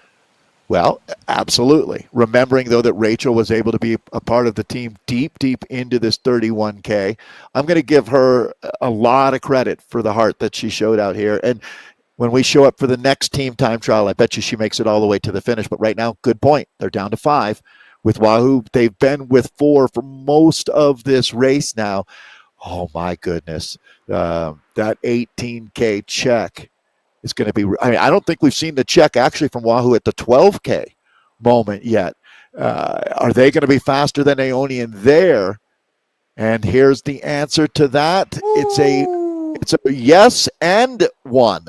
As they're adding another second to their advantage at that 12K check. We're going to have 18K checks coming in quickly here. The Aeonian Aces, Nathan, they're going to try to flip the script here and see if they can become the race leader. It's going to, I don't know. They're about to catch the team that started first. That is BL13 in the pink. That helps. I don't know how much extra motivation they need. They're down to 4. They're down to 4 here for Aeonian. Oh, are they? Wait, are they? Well, let's fan back. Let's pull out. No. Yeah. Sorry, that was just a camera view there. Yeah. Oh, that would have been. But I mean, I have a feeling they're throwing everything down. You know they are, Dave. You know everything is on the line for them. And Estrate here taking this monster pole. She is just like setting it at the front. She knows that this is one of those poles that are at those sections of course where you can get the most speed. Estrate, she is a professor of this sport. She knows this in and out technically, and she knows this is a moment with the roll through speed on that little bit of a downhill that we have coming out of the Oasis section. Real. She knows that she can hold on to this speed all the way through here, that it has to be a nice and long one, and then the next pull through is going to be executed with a slingshot through here, through these riders. But they got to get through this BL13 team all together. I thought that they were going to see her finishing her pole. This is the ride of the day from Daniela Estrate. That was a monster pull as the Romanian rider setting her team up now for a fantastic finale.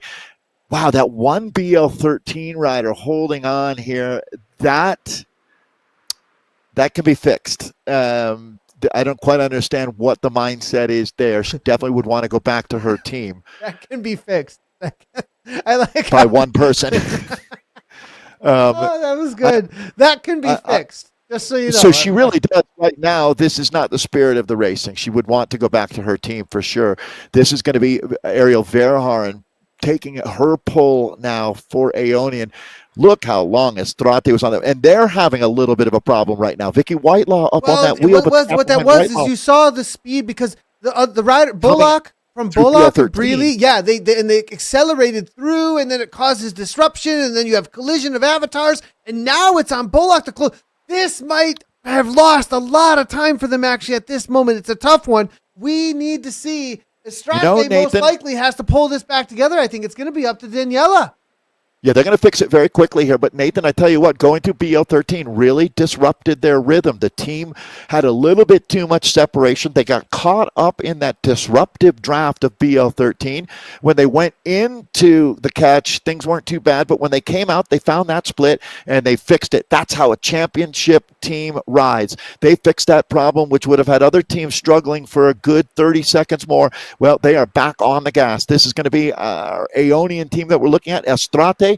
Nathan, she's back on the front here, taking another pull. This is our rider of the day, looking at Daniela Estrate of the Aeonian team. Oh, my goodness. Remembering that they were 7 seconds down, 7 down at the 12K check to Wahoo. Wahoo is putting together a command performance. This is a team time trial that we will not forget. No doubt. Nathan, this is already in my top 3 team time trials of all time, and this is far from done and dusted as we take a look at how about Miriam Bullock.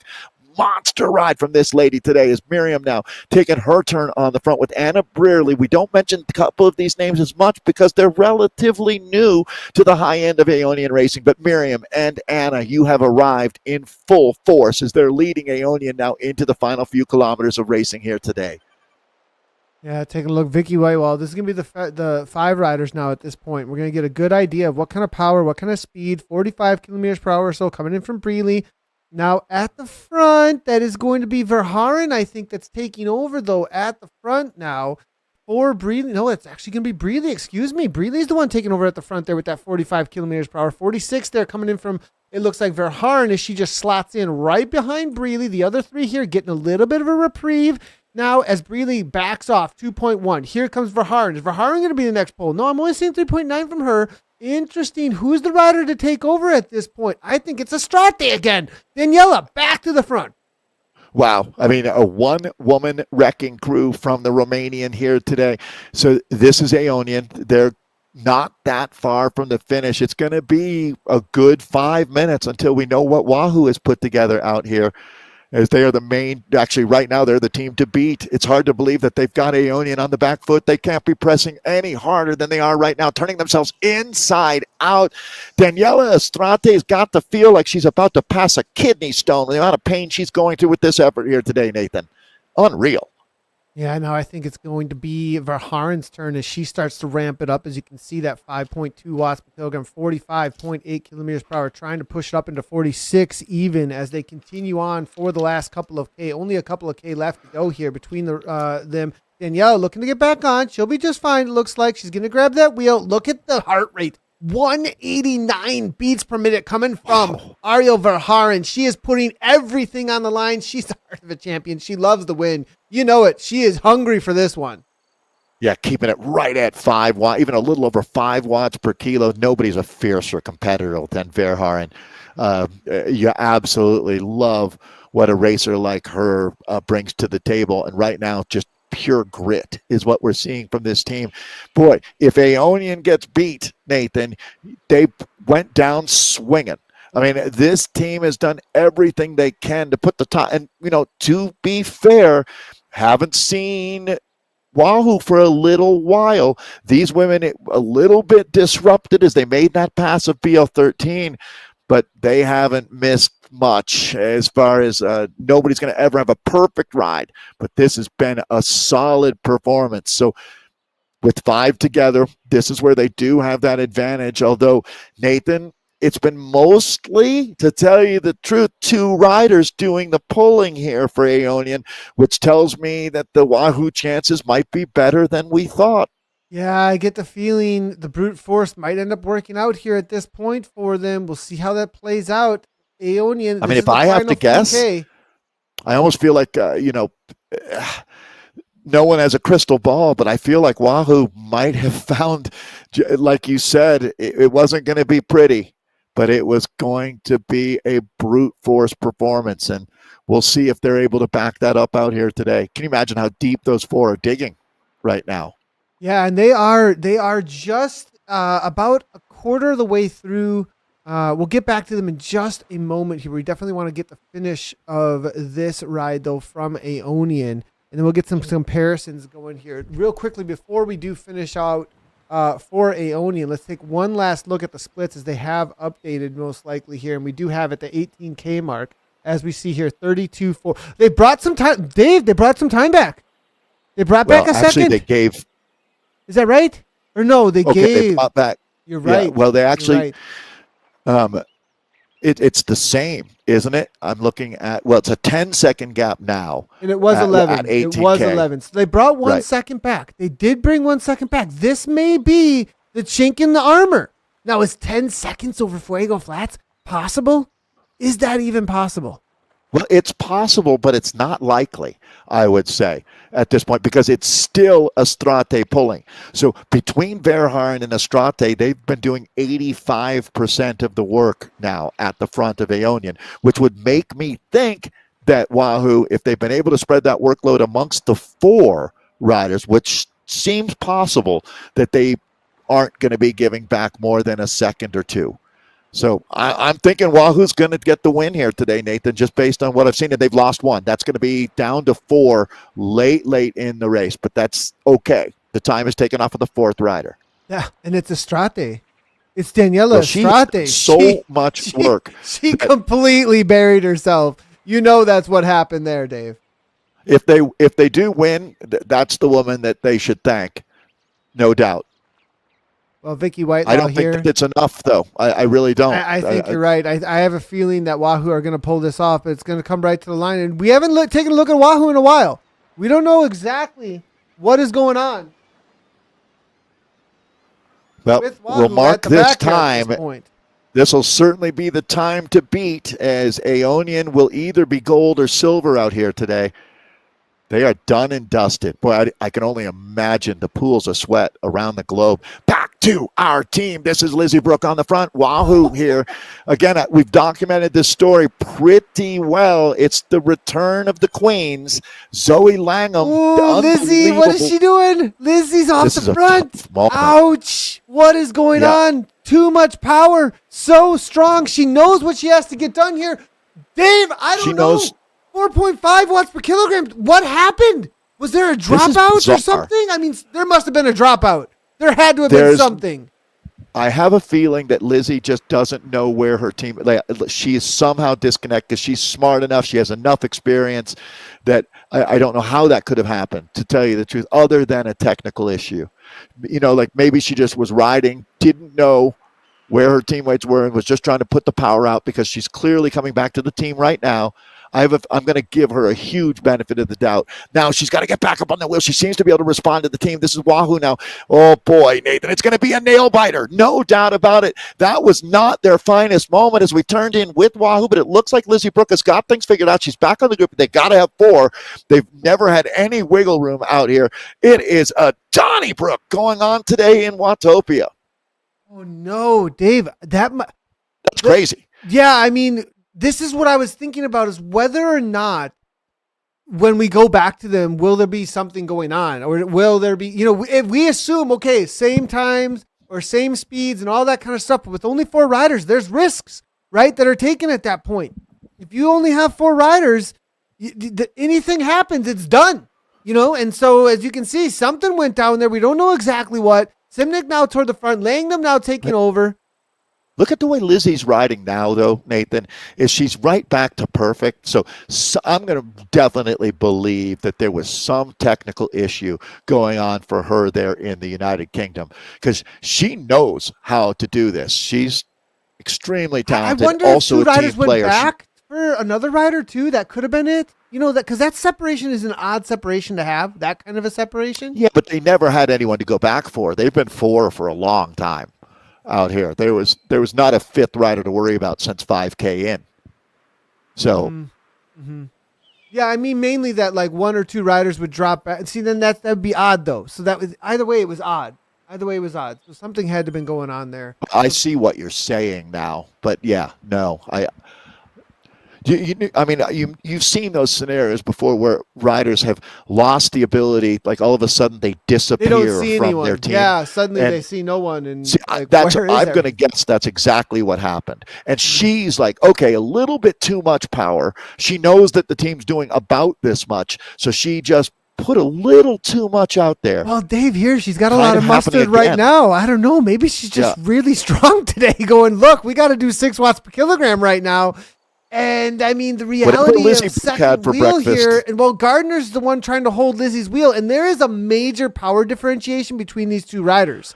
There's that too. Gardner's a climber. Brooke is just a ruler, right? And so Gardner shouldn't be holding Lizzie's wheel. She maybe should be 3rd wheel. I would agree, Nathan. And again, this is the price you pay for being at the limit for so long. It's a little bit ragged here for the finish, and they didn't have a lot of time to play with. We can call it 10 seconds at that 18K check, but that was, that is 13K from the finish. So here's the experience of Laura up to the front now. They are using all of their riders, Nathan, But what I was saying earlier, I was never confident that Wahoo was going to win this first day of racing in the season, but I'm starting to hedge my bet a little bit now, thinking that. As I think just heard a little bit of a perhaps drop out there from Dave. We'll see if we can get him back. I think there was an internet issue for a second. But as Dave was saying there, it's not for sure here at all. It's 46 kilometers per hour. What's interesting to me, I was about to bring up as well, was this time stamps on these polls are getting really interesting. It seems that it's whoever's got the power at that moment they are pulling through, instead of anything that's necessarily on some sort of a order that's given, a predetermined order, but instead the list is ever changing for whoever's got it at the moment. Or it looks like I've got it now, I'll take over. Because these last few kilometers, a lot of times it's just whoever has anything left in the tank. Brooke now taking over at the front again, it looks like. And now Lizzie Brooke back in 8 watts per kilogram, 7 watts per kilogram on the downhill from Zoe Langdon to get back on terms as Brooke now pushes 6 watts per kilogram at the front. Dave. Wow, just body blow after body blow being thrown out here. This team is nothing but fighters, that's for sure. Nathan, this is going to go down as one of the most memorable team time trials that we've seen here on Zwift. Gardner now sitting second wheel onto this downhill section, really resting up. We're seeing Langham at 1.8 watts per kilogram. Talk about knowing how to draft as Brooke continues to do what she does, pressing the pace at the front. Langham sitting third wheel now. I have a feeling Langham's going to come through with a monster pole in just a second here, up into the 172 beats per hour. Brooke, Gardner, 188, 178 there, coming in from Lauren's signature. Brooke's only at 171. She is a monster today. Nicely done. Langham now pulling 6 watts per kilogram. They need all 4. Brooke is on the back now. Gardner with the final pull here. Now, yeah, the precision that you've seen from Langham, Nathan, this is where you're really going to see what she's about, because it doesn't do any good to get over the line in front of your teammates. You want to be giving them the draft at this point. Zoe gets that. Team is basically locked down. This was an incredible ride today from the Wahoo ladies. They are going to finish strong as 4 here. What a performance. And now you start realizing this is going to be 1 second, Nathan. It really is, one way or the other here. Wahoo across the line. This one is done and dusted now in just a few seconds, as they have put on quite a show out here. Women's racing is where it is at in the ZRL. So there you go. Wahoo across the line. Time to turn to our judges.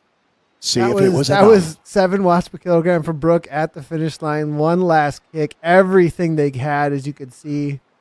Now as the cool down happens, watch how fast these heart rates come down. They'll be down in like 2 minutes here, so maximum, I think. They are so fit, these ladies. And I didn't know that this team was in here, Dave. I saw a Wahoo team, but I didn't know it was these riders. And this changes up the whole season, Dave. The whole season. Complete karma rebate, Nathan. If you love your racing, this season is going to be, over the next 5 races to look forward to, it's going to be incredible. And it's not just Aeonian and Wahoo. The other teams here, BL13, Synergy, Cryo, it's going to be a lot of fun. And, of course, World Bicycle Relief as well. But, Nathan, I cannot wait on the edge of my seat to see who's going to get the results are still updating here. We're going to have to take a second, Dave, just a moment. We'll chat for a second here because we're waiting on a couple of updates here to happen. We really need to show these, but I have to wait for them to correct, it looks like, for a final result, as we are waiting for those. Now's a good time for all of our viewers that have been watching. What do you think it's going to be out there? There's so many different ways to look at it. But if you remove your favorites bias, that's as close as they come. Truly. Both teams showed a lot of, who gets your ride of the day out here today? I'm looking at Daniela Strate. Does it even matter, Nathan? That's even a better question, maybe. Ultimately, who won when you look at the performances that we saw? Should the rider of the day be Lizzie Brooke, who knows what she was up against out there, but I have a feeling that we saw some real heads-up racing from Lizzie out there, probably dealing with some kind of a glitch. And she showed a lot of heart out here today. But I think all of us as fans of esports come away as winners when we see that kind of thrilling racing. That's exactly what sport is meant to be. I'm taking a look over at zwiftpower.com right now for some comparisons across. To be in the Wahoo crew today, minimum was 4.3 watts. 4.6? 3.3, Okay. 4.3 minimum just to be there with them. At the maximum, Illy Gardner put up 5.2 watts per kilogram. And you talked about Illy. She is prototypically built as a climber. This flat team time trial course would be diametrically opposed to her skill set, and yet she performed at this level. You want to talk about a multi-talented, multi-dimensional superstar. That's Gardner. Yeah, 100%. We are waiting on these results here as soon as I possibly can get this to update for us, but it's currently showing an incorrect value again, though. If you'd like. No, it's right. It's actually showing the correct times. It's just not ordering them correctly yet, and I have a feeling it's just waiting for us an update on the WTRL side of things to make sure everything is good to go. You want them to be right? You don't want to see the result. What is the quote? Remember that joke? What's the joke? joke? Old joke was, do you want them now or do you want them correct? Yeah, that was our original joke. I do felt like we you worked want them past that a few years ago, but that was certainly the case for a while. This would be, as we build up this suspense, the perfect time to mention that we did not hit peak Zwift. It doesn't look like to me today. Or we'll have to see. Will it be? Did we even? We didn't make any records. So that was my. So as far as the sweepstakes, the winner. I mean, Simon always wins. That's his rule. Somehow he always. He manipulates the rule set until it gets it down to what he needs. Yeah. So no matter Simon what, said it's like 52,000, and it seems like maybe Shane, Eric, myself, I think you as well were right in the. I bet the lowest. I bet at 38. I said 38. You're gonna win. 572, I think, or something like that, if I remember correctly. Everybody else, like Shane, Eric, and myself, were more in the 41, 42 range. So you're definitely looking like the leader in the clubhouse right now. We'll see. Well, as we wait real quickly here, I'll get those results up in just a second, everybody. Next week, we are going to be live, same time, same place, with the same divisions, January 21st, for a points race on Douce, France. So go ahead and check that out. Also, a reminder, we do have an amazing streaming community. Head on over to twitch.tv in the Zwift category, or you can find plenty of them on YouTube as well. Throughout the day, it is the biggest day of all things Zwift and racing for sure. On Tuesdays, pretty easy to find a lot of others who are out there throwing down and showing off what they've got, what they're up to. So taking a look here, though, next week, join anytime, all season, and you'll be able to jump in for some racing. So for our results, well, let's go ahead and take a quick look here. I'm just going to call it out as we see it, as we should have an updated table here. And as we do, it looks like here, Wahoo Esports Vitesse, they take it down with a 41.06 here for Wahoo Esports Vitesse. Aeonian Aces in for second place with a 41.13. BL13 Rockets there at third place, followed up by Synergy Shred in fourth, Priority T in fifth, Birokakura Collective, and then World Bicycle Relief in for seventh. Well, that is going to be it from Dave and I today. We'll be back next week, everybody, for race number 2 in the ZRL. Thanks a lot for everybody for tuning in. And as always, from Dave and I, we really appreciate all of you, and ride on.